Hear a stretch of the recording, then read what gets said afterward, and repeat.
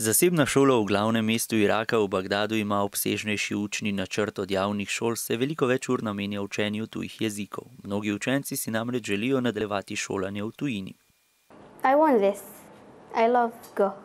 Radovednost učence žene naprej, predvsem jih zanima dogajanje po svetu. Učenci se tako poleg angleščine učijo še francoščine. It's not easy to go around the world with your language. You have to know another language which you can communicate with the other people.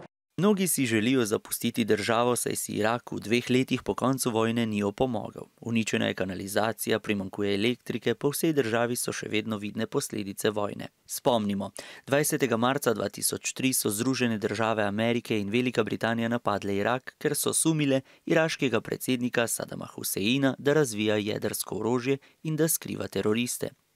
Vojna je v 10 letih zahtevala življenja najmanj 190 tisoč ljudi, jedrskega orožja pa Američani nikoli niso našli. Danes v revščini živi več kot 3,5 milijona iraških otrok. Država pa je še vedno visoko na lestvici držav, ki prejemajo pomoč človekoljubnih organizacij.